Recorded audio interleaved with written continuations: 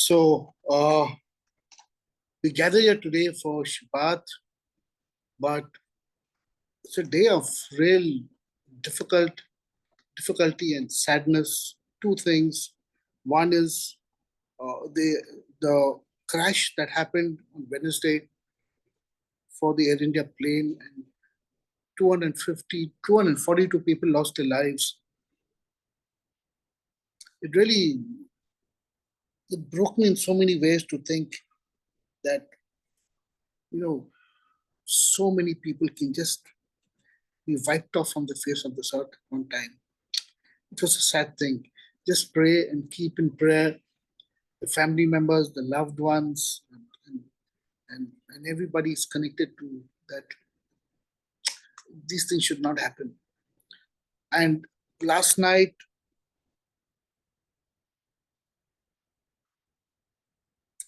the nation of Israel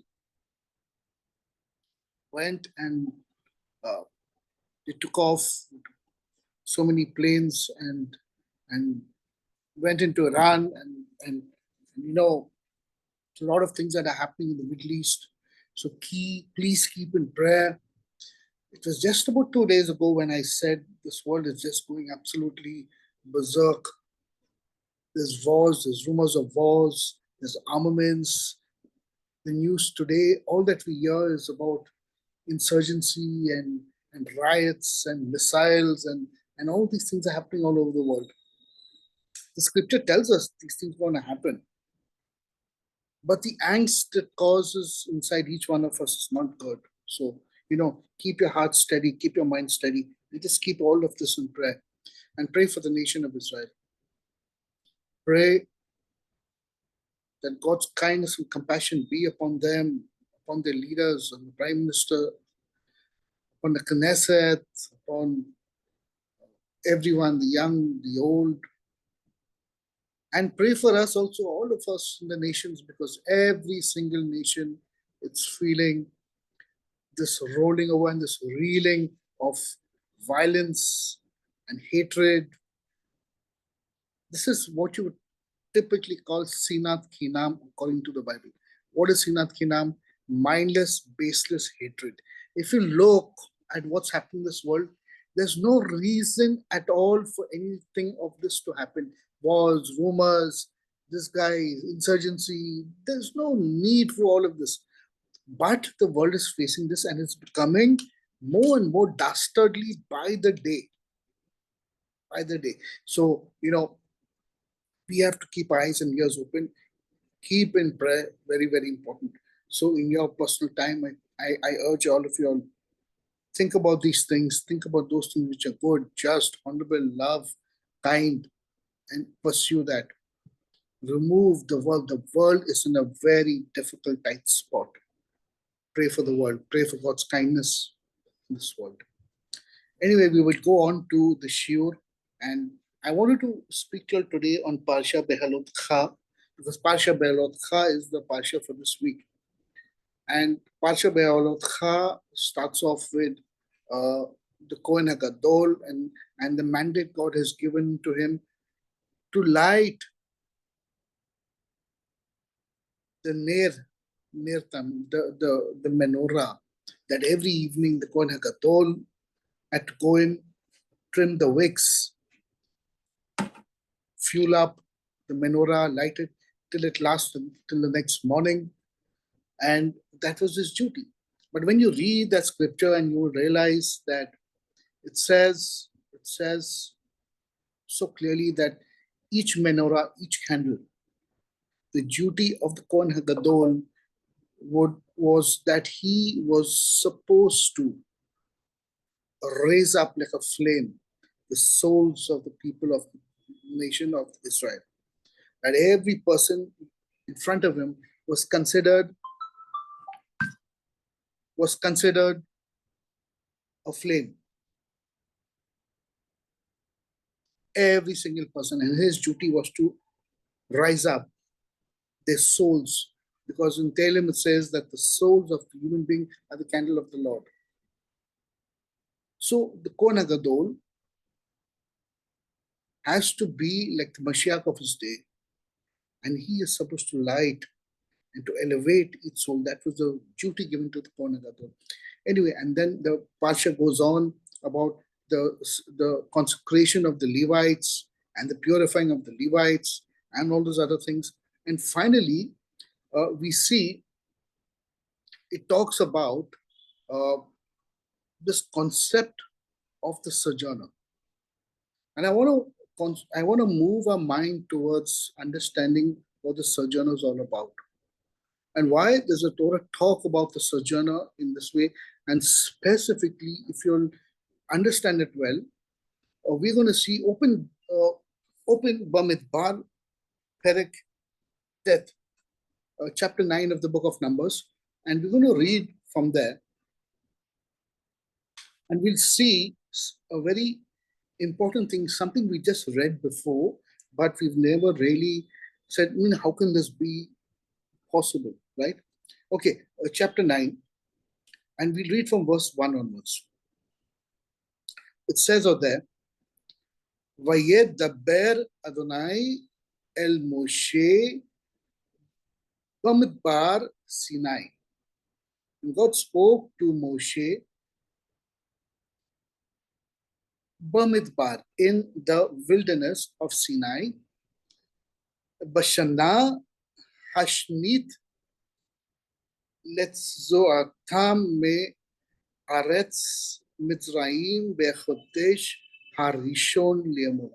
And God spoke to Moses in the wilderness of Sinai on the first new moon of the second year. So they are 1 year out from coming out of Mitzrayim. The tabernacle is ready, and all the things of the tabernacle is ready. And now they are practicing of setting up the tabernacle. Okay, and on the first new moon, that means it's the first of Nisan. The first of Nisan. And on this day, God spoke to Moshe, and he tells them, Ve'yasu bnei Israel et Pesach be'modo. And let the children of Israel produce the Pesach offering in its appointed time. It's on the first day. Pesach is supposed to be on the 14th day of the month of Nisan. So 14 days before the Pesach comes in, God is already waking them. It's like this morning alarm, that rings half an hour before anything important. Because when you set your alarm in the morning, you set it for 1 hour or half an hour before something, right? So it's like this alarm, and God is calling Moses, you got 14 days. Make sure that you tell the children of Israel to keep the Pesach in its appointed time. This is God reminding them. What a beautiful thing. Do you know, there are so many times God has reminded me all the time of something. I'm so busy in the day doing something, and then I'm thinking, okay, what do I do? I'll do this, and suddenly God says, no, Mark, don't you realize today is the Shiur? I said, oh Lord, I'm so sorry. Today is a Friday. Oh, wake up in the morning. Oh man, this prayer today. Today is a Wednesday morning. Oh, today is Saturday morning. Today is Shachari. And the Spirit of God is ever present to tell you and to remind you. So here is on the first day of the first month. And God is reminding Moses. He tells them, Vayasu bene Israel et hapesak bemoido. Let the children of Israel offer the Passover in its set time. This is not the Passover that happened 1 year ago. That will never ever happen again. It will never happen again. That was the unique Passover that ever happened. Here, this is the second year. So God says, do it. Now, why do they have to do it for the second year?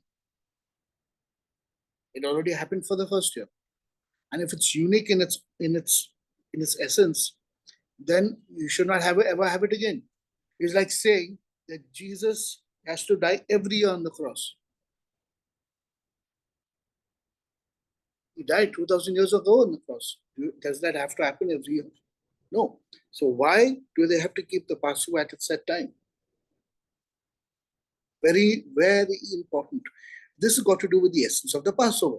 The essence of the Passover is that if we have studied and we have absorbed all these months what we've been learning, that Pesach is the preparation time that you have to take seeds of your soul and prepare yourself like bread, unleavened bread, in preparation till the time you reach between Passover and Shavuot. So it's God urging them and saying, get ready, guys. Wake up, wake up. Passover's coming. Start preparing your souls. So you would do the Passover not because that sacrifice is the important thing. That sacrifice is already over. But you will keep the Passover, that you will remain in the process of that rectification.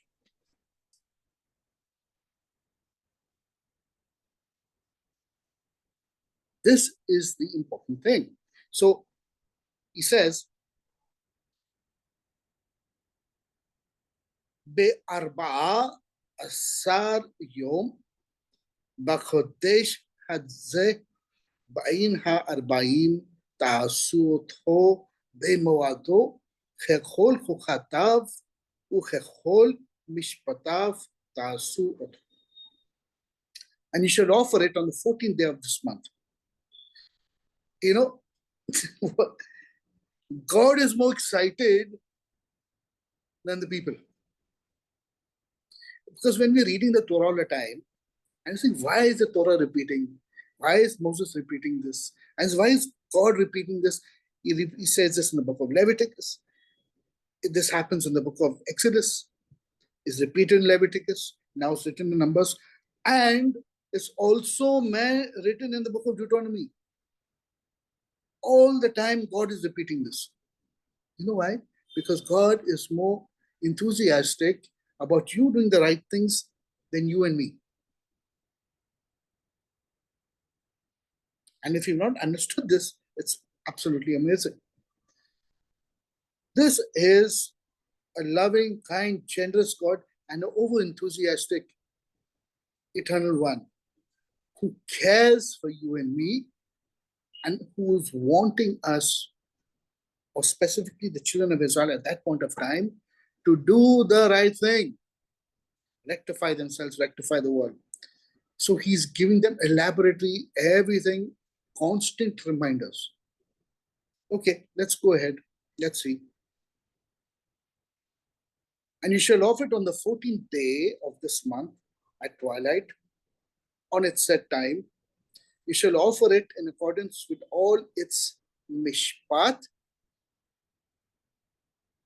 and its chokhtav, with all its statutes and with all its mishpat, with all its rulings. You will not leave out anything concerning you, will accomplish everything about it. So Moses instructed the Israelites to offer the Passover sacrifice. ויעשו את הפסח בראשון ב14 יום לחודש בין 40 במדבר סיני ככל אשר ציווה אדוני את משה כן עשו בני ישראל. And they offered the Passover sacrifice in the first month, on the 14th day of this month, at twilight in the wilderness of Sinai, just as the Lord commanded Moses, so the Israelites did. I think this is a beautiful relationship. What if God was not giving them a wake-up call and reminding them, right? If he was not the alarm. Let's ask ourselves, how invested is God in my life? How invested is God in my life? Do I get those alarms from him? Do I get those over-enthusiastic messages from him and I don't bother, I don't care. And I am telling you for a fact that if you are in the process with him, he is definitely more enthusiastic about life and living life than you and me can be. We, at a drop of a hat, can just lose faith. At a drop of a hat, we will just lose our way. It's so easily to walk out of the direct, lose vision, lose focus, let the fire inside of us just diminish into nothingness, lose all hope. But he's there. He is consistently enthusiastic about our lives. And the reason why we don't feel that enthusiasm is because we have hardened ourselves to his presence. And God is not telling them this for nothing, because he's watching. It's 1 year down the line and he's seen how everything is changed. And he's looking at them and saying, these guys have already forgotten. They're dancing and playing around and doing this and doing that. They're going to forget the Pesach for sure. So God tells Moses, come here to remind you. Come on. So they offered the Passover sacrifice on the first month, on the 14th day of the month, and so the Israelites did. But there were some householders who were impure by reason of a corpse and could not offer the Passover sacrifice on that day, appearing the same day before Moses and Aaron. So some of them had a genuine problem, because if you are Tameh, especially Tumamet, which is the highest degree of impurity by anyone who has experienced death in the family or touched a corpse or was in the vicinity or in a room with another dead body. We don't take this seriously, but the Tuma Med is a very, very great thing. We must know, in fact, we should be able to keep ourselves pretty much tahor, or at least be part of a funeral, a funeral, a funeral service, in a way that we must keep ourselves pretty much tahor. Unless it is very, very immediate, then being very, very immediate, we're allowed to become tuma. And the reason why there is so much of things that are happening in this world, and spiritual blindness and spiritual insensitivity and no perception in the spiritual realm, is because of this thing called tumamet. Because everyone living on this world today has all experienced a dead corpse. Every one of us. So there were people among the children of Israel who had a genuine problem. They came to Moses and said, you're telling us to wake up and the Passover is coming, but we're tameh. We're impure.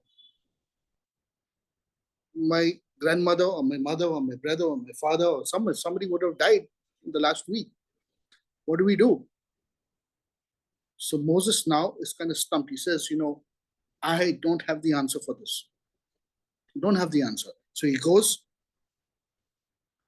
and Moses says to them, he says, stand by. Let me hear what the instructions of the Lord gives about this to you. And then the Lord speaks to Moses and says, and this is what I find interesting. If the wake-up call had not come, if God was not enthusiastic of waking up the children of Israel and say, the Pesach is another 14 days from now, wake up. Moses, tell everyone to keep the Pesach. They would have either forgotten about it, or two, they would have realized last week, oh man, it's the Pesach. And then suddenly they would all realize, but I'm tameh, I'm impure, panic. I mean, what a great relationship with God, that God, much before time, gives you a wake-up call and says, And then you realize, 1 second, this Moses, help us. I need to prepare. So they come. And then God says, okay, do I have to remind you? Do I have to remind you? And unbelievable. So then God says, He says, speak to Israelite people, saying, when any party, whether you or your posterity, who's defiled by a corpse or is on a long journey, would offer a Passover sacrifice to the Lord, they shall offer it in the second month. The month of Iyar. Do it on the second month. On the 14th day of the second month, at twilight, they shall eat it with unleavened bread and bitter herbs. They shall follow all the rules of the Passover, the chochot, the statutes, and the mishpatim. Now, what's the difference between chochot and mishpatim? A lot of people don't understand that whenever the Bible talks about instructions, there is chorahot, from where we get the word Torah, instructions. This has to be done like this. This has to be done like this. It's the manual of the faith. If you want to give an offering and sacrifice, this is what needs to be done. That's Torah. Then there is Siva, commandments. From where we get the word mitzvot, where God is saying these are not instructions. This is what you have to do. I've commanded you to do this. The third category is mishpat. Mishpat is the interpretation of the instructions and the Torah. And the mishpat comes from the word shafa, which is to speak. So any person who is guided by divine inspiration, who writes according to divine inspiration, or is moved by the Spirit of God and writes scripture, or writes rulings, or writes halakha, or writes egarets and writes epistles, like how Paul wrote epistles, and Paul wrote, and Timothy and Paul, and all those people wrote by divine inspiration of God. That is mishpati.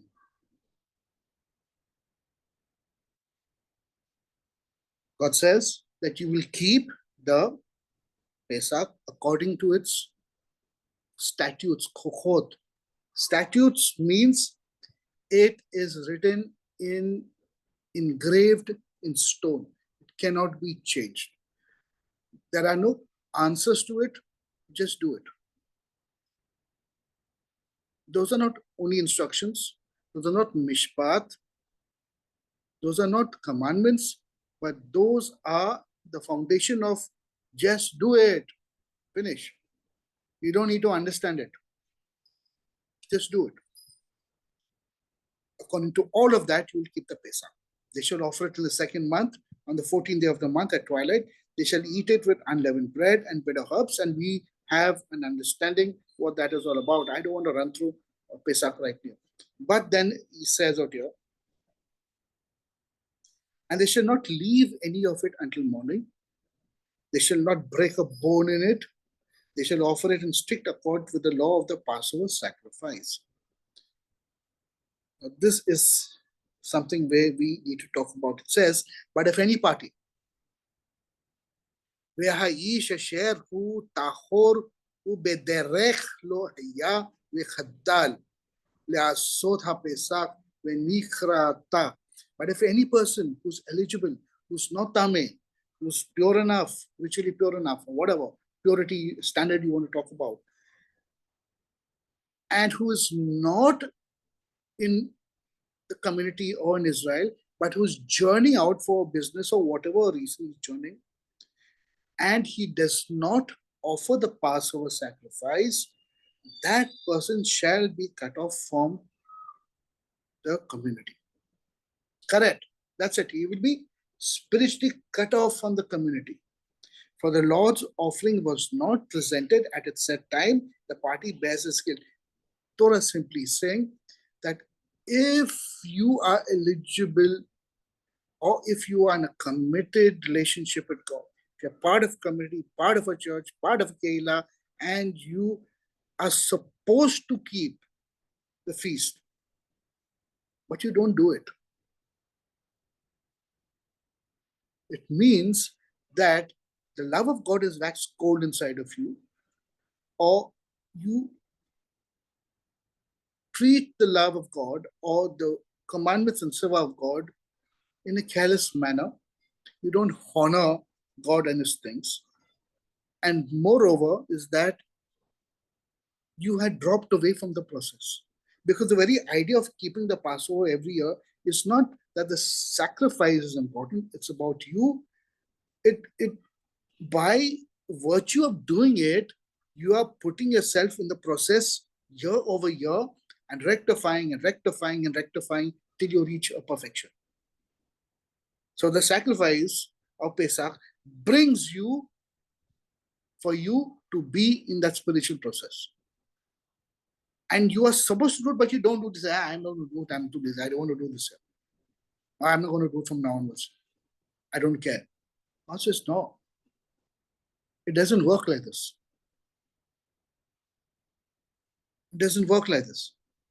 So Moses goes to him with a question and says, Lord, we're supposed to keep the Pesach, but there are people who are Tammi and they have a genuine problem. God says, okay, let them do it in the second month, but let them do it. No one is excluded from keeping the Pesach. Nobody. Every other offering and sacrifice, Zebach, is non-compulsory. The sin offering is dependent on your transgression and sin. The Shlamim offering is dependent on the state of shalom that you're in. Or the guilt offering is dependent on the situation or what you've experienced in life or whatever. Those are all non-compulsory things. But the Pesach offering, it says, if there is no exclusion to this. Absolutely no exclusion.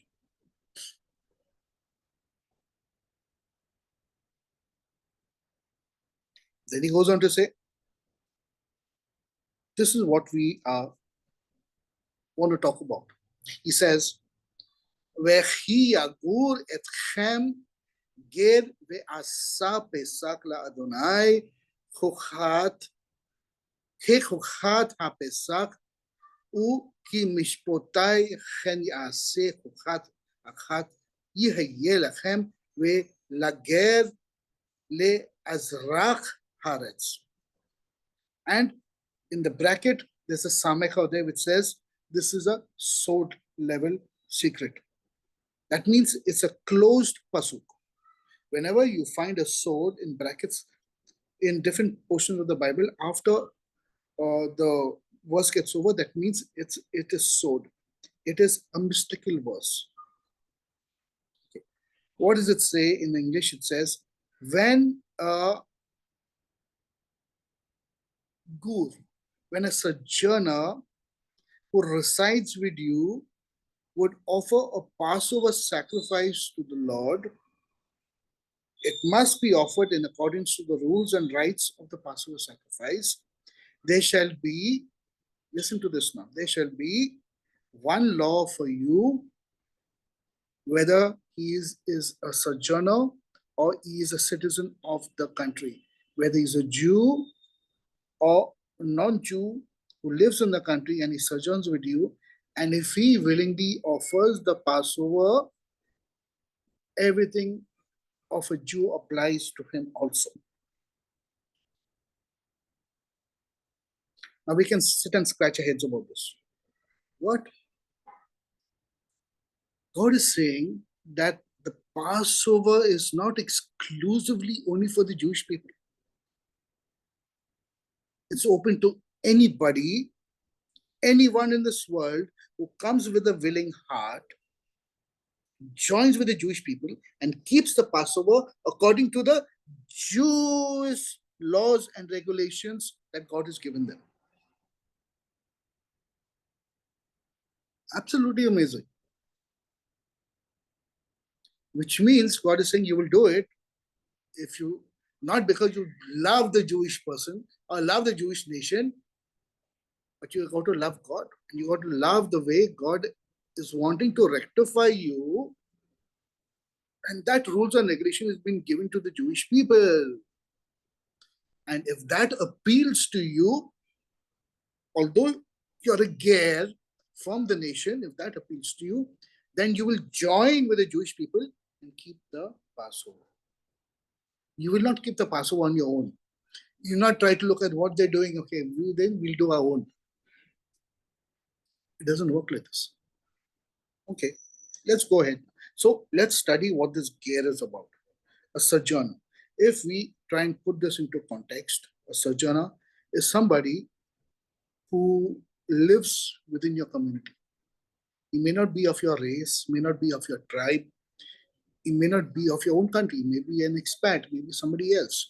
So there are different words for categories of people in the Bible. One is a complete stranger. Okay, one is a hired worker.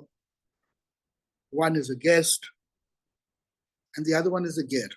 So the highest level of a person who is allowed to be and partake of the Passover, though not being from any of the tribes of Israel or a Jewish person, is a ger.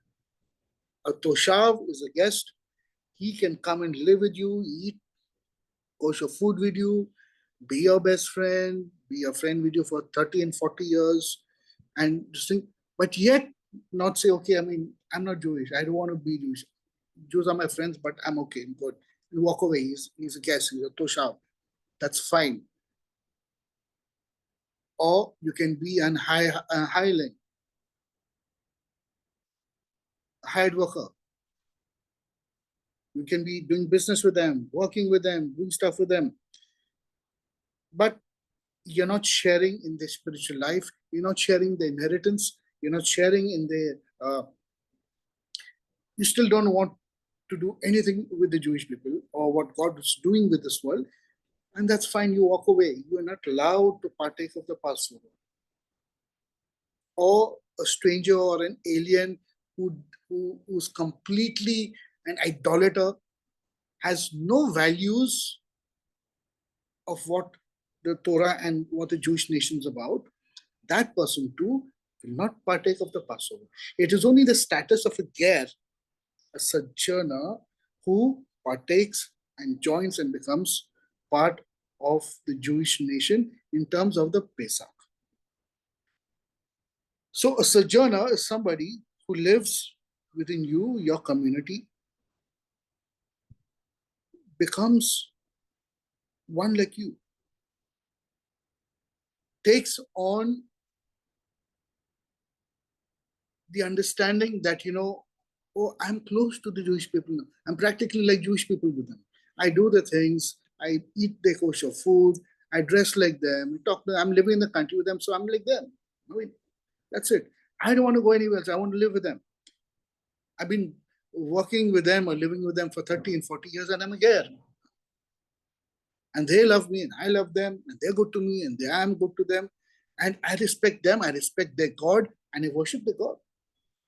The God of Israel is my God too. That is a ger.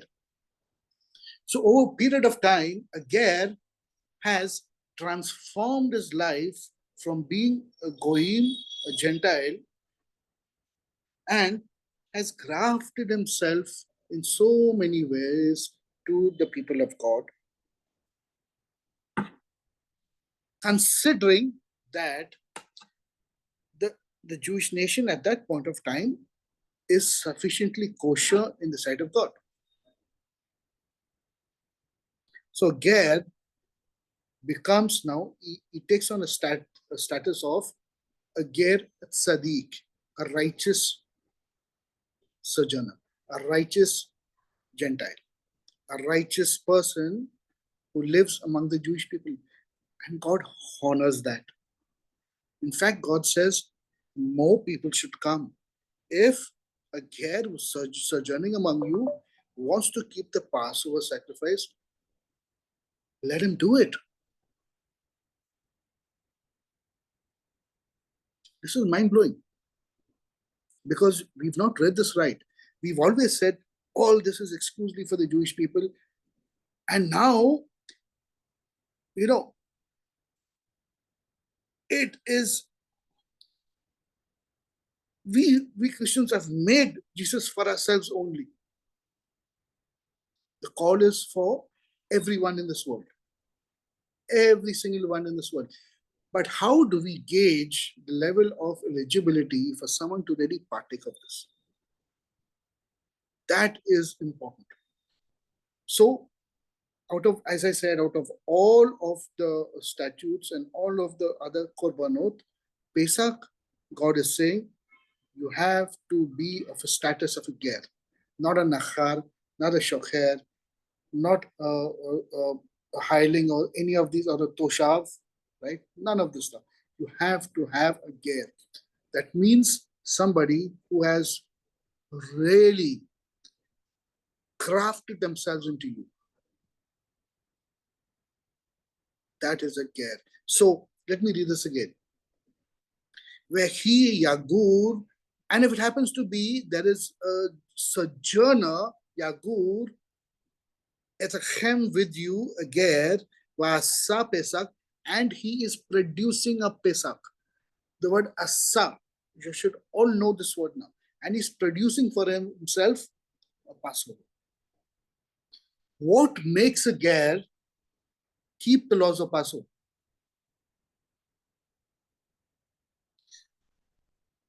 Very strange, isn't it? What makes a ger keep the laws of the Passover?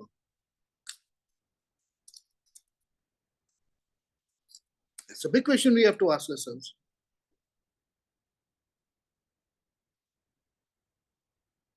Why? Because I love God, or I love the Jewish people. Which is it? No, I would love God first. But I should be sufficiently rectified through emunah and faith. And this is where Rav Shaul, Paul says all the time, constantly in New Testament, that we walk by faith. That means we approach God through faith. And this faith itself is cleansing of the soul. But then we come to this point and we say, okay, I believe now. How do I keep this Passover? Where do I find it? Oh, let me join with the Jewish person. Let me do the Passover. Let me understand its statutes. Let me understand the essence of it. Let me understand what it's all about so that I could join with them. By virtue of this, Rav Shaul says in the book of Ephesians, for we are no more now, he says, Nachar and Toshav, we are no more strangers and we are no more guests, but we are Gerim, fellow citizens of the Commonwealth of Israel. Friends, I tell you, amazing. We are no more all this stuff. We are now one. And we are allowed to keep the Passover because we are now the status of the Ger Tzadik. We are righteous converts into the faith, grafted into Israel by way of Messiah, Yeshua. Without him, there is no grafting. So I graft myself into the Israel of God through Yeshua, and the Jewish person also finds his perfection in Yeshua, and both of us now we come and we graft ourselves into that true wine. We keep the Passover in the face. That is why Paul says in 5:8, Corinthians 1 Corinthians 5:8, he says, therefore, let us keep the feast. Therefore, let us keep the feast. What does he mean, let's keep the feast? You know, in the book of Acts also, he keeps saying, I must go to Jerusalem because there's a feast coming up and I must be in time for it. Why does he need that feast? And he's the same guy who goes all around the world saying, oh, but we don't need to do this. We don't need to do this. We don't need to do this. But why does he have to keep the feast? He has to keep the feast because he has to renew his process every single year in rectification of his soul. Okay, now this is very interesting.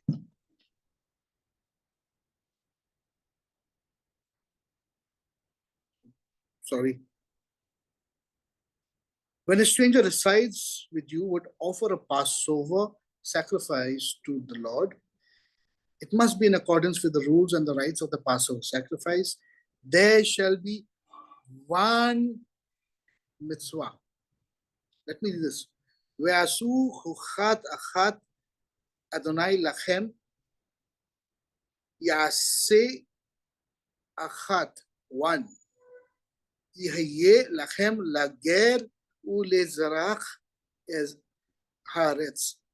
For the natural born Jew in the country and for the sojourner, it is the same. There is no difference. If a Jew has to do this, so does a sojourner also have to do the same thing. No exception.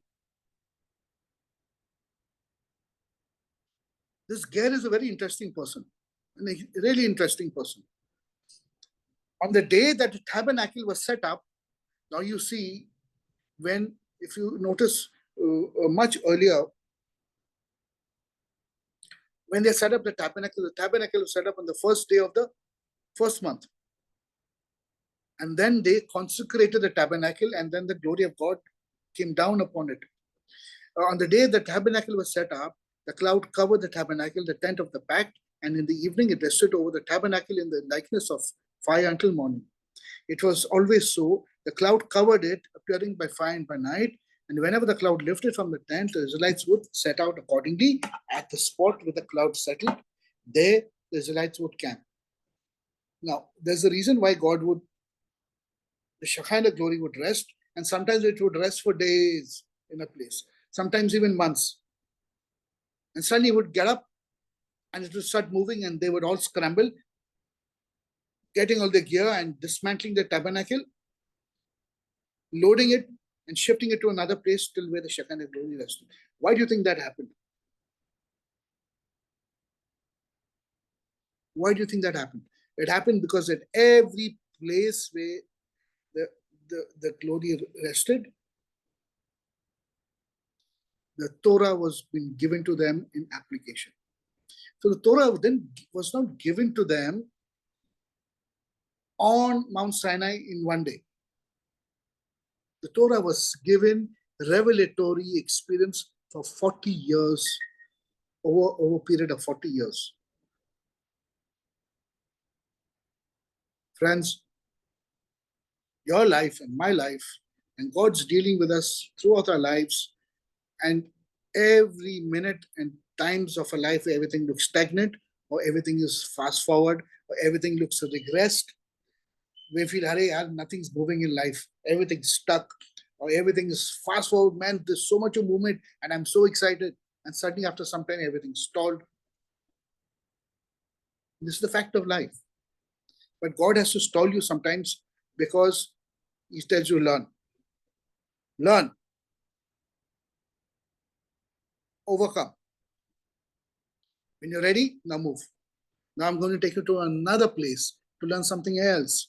You don't understand these things. Okay. Now, if we go to the book of Leviticus, we're going to read something over there.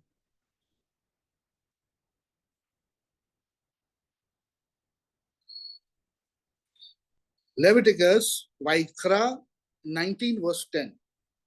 See what it says over there. Vecharmecha lo ta'olel uprat karmecha lo talchat. Also your vineyard. You shall not clean it and clean it completely. And loose berries of your vineyard, you shall not leave. If the berries, the grapes fall, or if it's lying loose, don't be obsessive.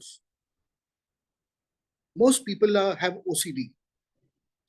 The last grape, take it. I don't want to leave the last grape. The last grain of rice on your plate. When I go to the restaurant or eat something, I would rather over-order the food. Eat how much of you can. Whatever's balance, pack it, take it out. Nothing goes to waste, friends. If you ordered correctly and all the food is over, it's good. If there's something remaining, pack it, take it. There's always a hungry soul to give and to eat. If you're eating a mutton today, maybe that hungry soul deserves mutton also. Take it, eat. Nothing goes to waste. Nothing, absolutely nothing goes to waste. If another person's not eating it, then an animal's eating it. If the animal's not eating it, then even nature will consume it in its own way, by the way of degradation. And the worms will get to it.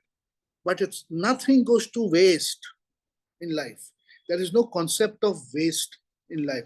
I'm telling you, I don't understand people. But those are subsequent steps because you have created that waste, then everything else comes into play, right? So, but it says when you glean, you don't go obsessively, last one, this one, I won't leave that one. No, be generous, be okay, be good. Even the loose berries also, don't glean it, what says. He says, there are poor people and they're humble people. And then it says out here, see, listen, this is very amazing. It says, Lo talachet le ani, the word ani, for there are people who are poor and lowly, who have nothing, humble ones. Ve lager, and the sojourner, ta azov, you shall leave it for them. Amazing. Ani Adonai Elohim, I am the Lord your God. This is practically like a commandment. You go to prune your vineyard and you make sure that every grape is being ripped out from there, plucked from there. And anyone's not listening to you, you'll reprimand them. Why you left this? God says, don't do that. Let it be. Let it be. So when the poor people come and they see this grapes today, let them take it and go. In fact, you should call them, come take, I've left this for you. Such high virtue given to a sojourner. God is practically saying that if anyone from the nations who takes on the status of a ger, sojourner, don't destroy the enthusiasm. Don't destroy the growing faith in me. Don't shun them away.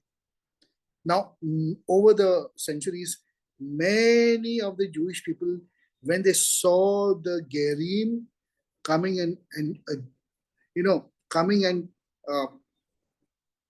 joining them, coming to Emunah and coming to faith, they laid down these harsh laws. They said, you have to convert and you have to be circumcised and you have to do this and do that. And then that became a problem. And this is the same problem we read where Paul is having a problem in the book of Galatians, where many of the believers who were strict Orthodox Jewish were telling the people, you have to convert and you have to get physically circumcised and you have to do this. And Paul is saying, no need. In fact, James and the elders in Jerusalem said, we have written to everybody, we don't need to roll this. Just come in by faith and take the status of a ger Tzadik and graft yourselves into it. Maybe when you graft yourselves, your children will automatically grow up grafted. It is of great virtue.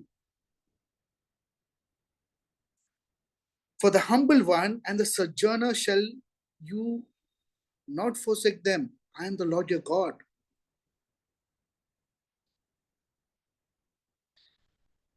1933.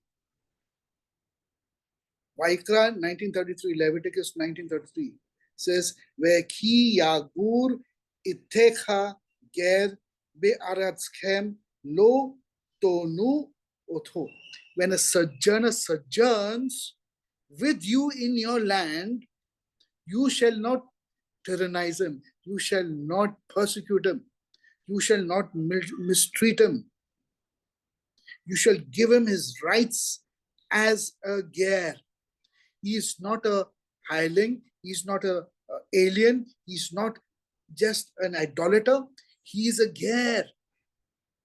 Recognize that he is coming to you, to me, says God, through emunah, through faith. And because he loves me, says God. What a beautiful thing this is, friends. Although God is dealing and is given everything to Jewish people, but he's saying to them, open your arms out to those people who come in on the status of a ger. Extremely important. Leviticus 20 verse 2.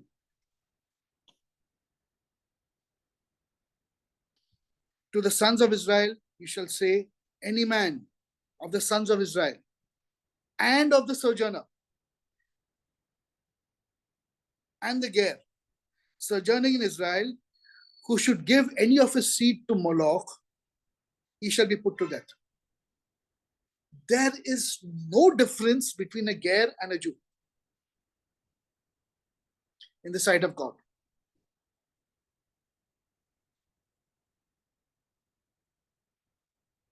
For the people of the land shall pelt him with stones, even if he's a sojourner, even if he's a ger. Same punishment.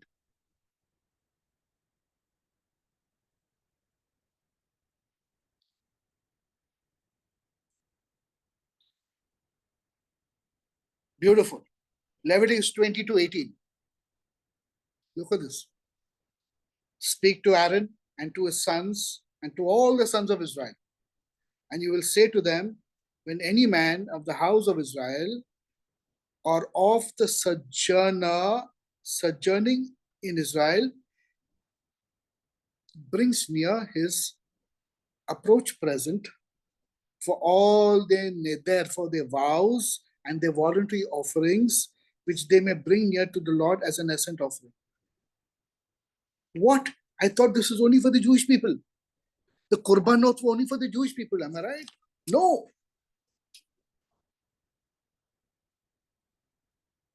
דבר אל אהרון ואל בניו ואל כל בני ישראל, ואמרת אליהם איש איש מבית. Any man from a house, Israel, who mean hager, or from the ger. Be-Israel, asher yakrib, that he brings his korban. Karbanu lachol nidrahem ulechol. And if he's giving his vows like another Jew, and he's giving his offerings like another Jew, and he's bringing his korbanot,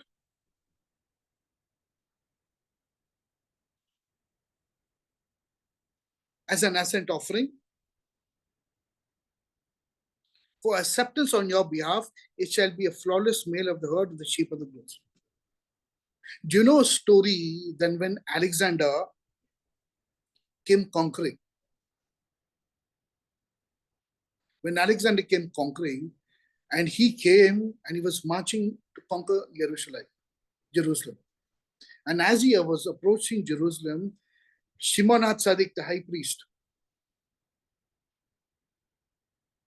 he called for the big day kehuna, for the royal priestly garments, the kosher, the breastplate, the mitre, the sash. He looked heavily, he looked resplendent. He put it on and he walked out and he walked towards Alexander outside the gates of Jerusalem. And when Alexander came close and he seen him, it is said that Alexander fell off the horse. And the generals, they looked at him, what happened to you? He said, this is the man who I've seen in my dreams, said Alexander. And you know what happened?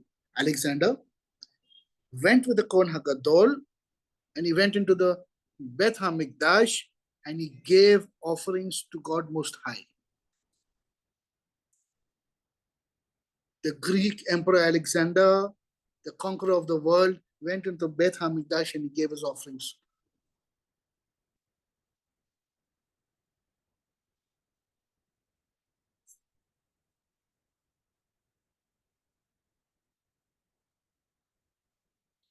(24:18) The blasphemer of the name of the Lord shall be put to death, yet dead.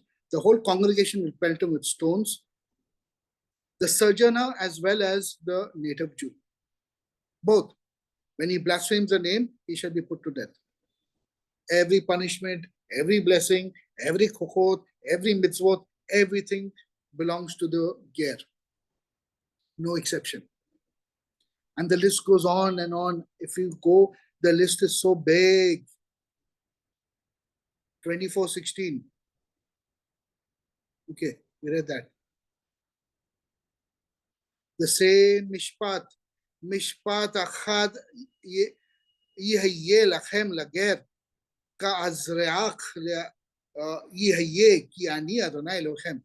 The same judgment shall you come to have for the sojourner as well as the native. It shall be for I, the Lord, am the Lord your God.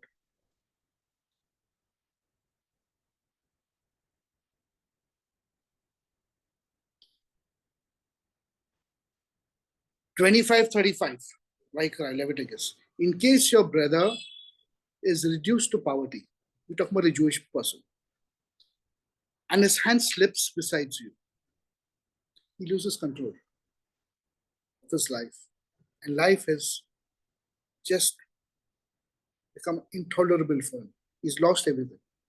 He's gone down to poverty, misery, whatever has happened to him in life. Then you will make him steadfast. Very beautiful. Listen, Veki Yamuk Akicha, your brother. U Mathe Yado Imech Veha Kazakta Bo Ger.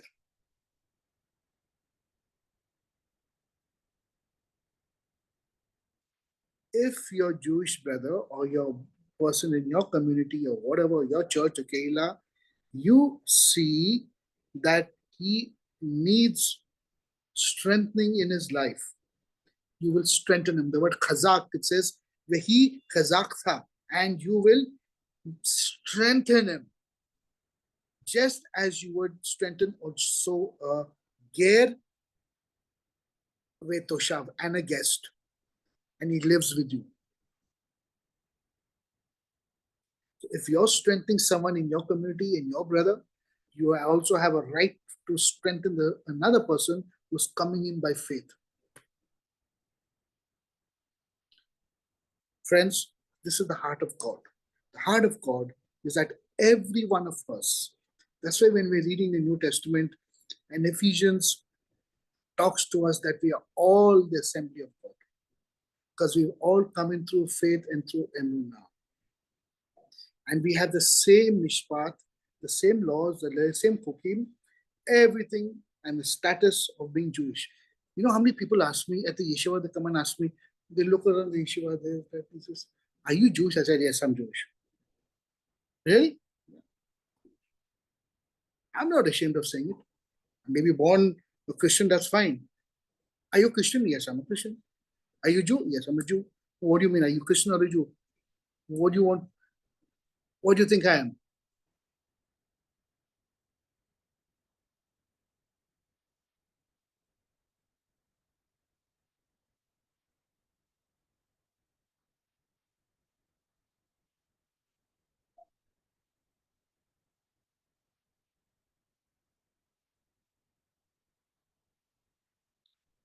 We have much to learn. Then we jump straight to Numbers 14. 9:14. Numbers 9:14. And in case a sojourner sojourns with you and will observe the Passover of the Lord. Wow.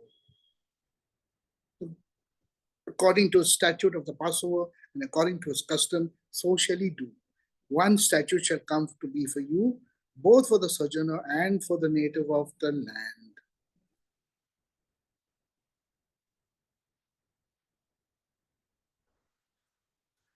As for the assembly, there shall be one statute for you and for the sojourner sojourning with you.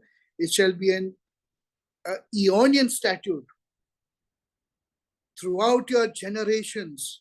Like you, so shall the sojourner be before the Lord. The status of those coming in and grafting themselves into Yeshua and the Jewish nation, God has very special attention to them, friends. Extremely special attention. And this is what I wanted to highlight for everybody today. We may look at the Torah and say, oh, it was given to the Jewish people. We may look at all the laws and the cookies and the statutes, and say, oh, it was given to the Jewish people. But do you realize something? When Paul and Timothy and Peter are moving around the ancient world and they're preaching the gospel and they're bringing people by the faith, right?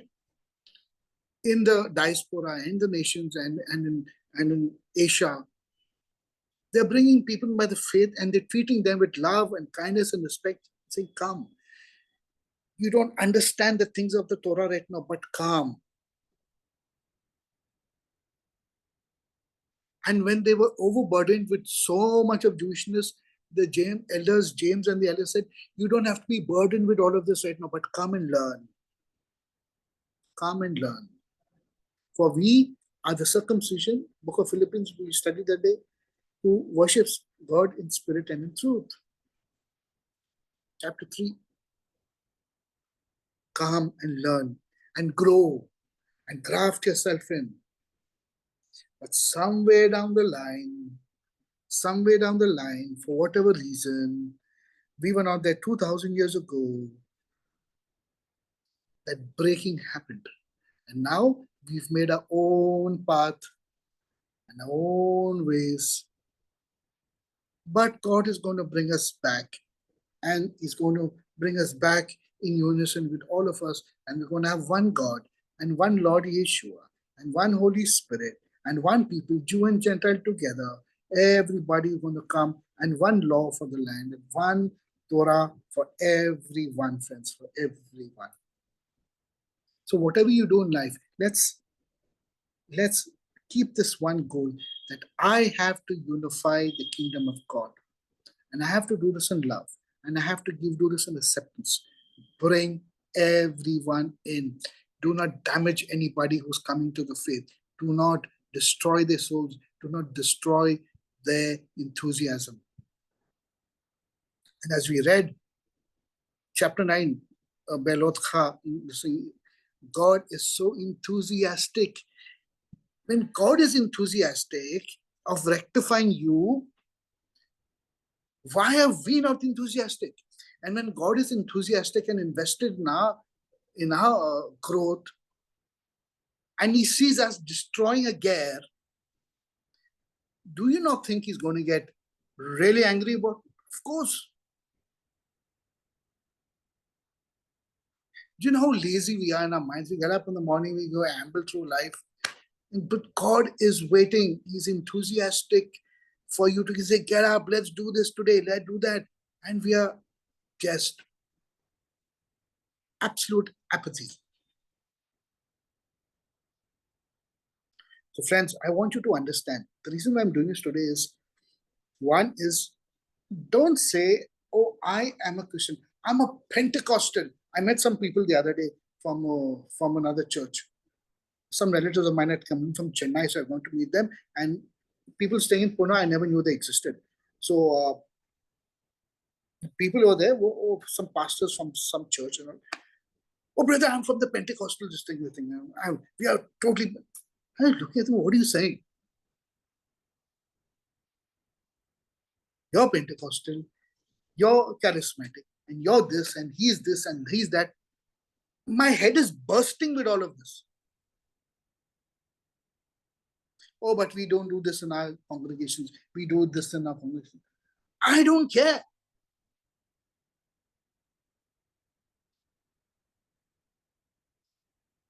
Technically, we are all ger Tzadik. We are all gers who are grafted into Yeshua and into the Israel of God.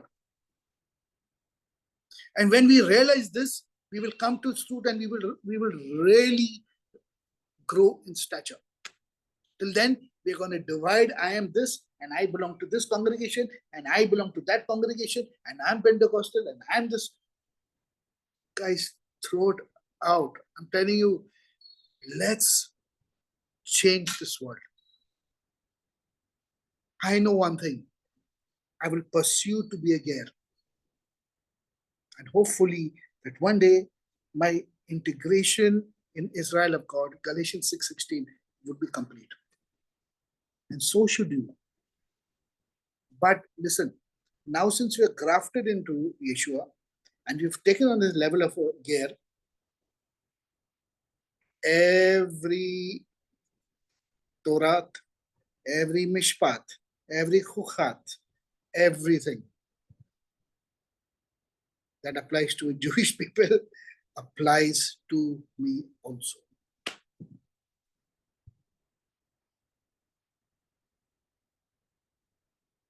It applies contextually that if I do all the wrong things, then I'm under the law. If I'm doing all the right things through emunah and through faith, then I'm living like Yeshua and the disciples.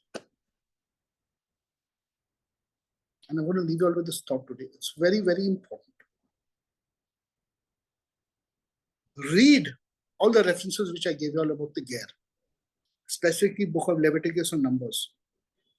Read, study for yourself, and find out who is your identity. What is your identity in Messiah? Book of Ephesians also. For we are no more Nachar, and we are no more aliens, and we are no more guests and toshavs. We are Gerim in the commonwealth of Israel. Pick up your inheritance. We have received our inheritance. It's come from the God of Israel. It's come from the Lord of our souls, Yeshua. Take it and let's march. Go into the Israel of God, friends.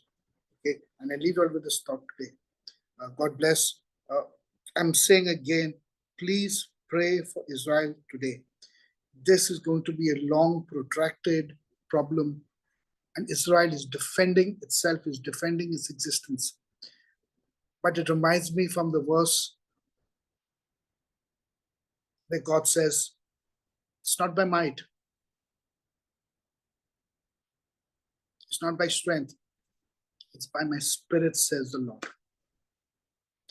And pray that Israel says, it's not about my technology, it's not about what my missiles, it's not about this and David's sling and Operation Rising Lion. It's got nothing to do with all that.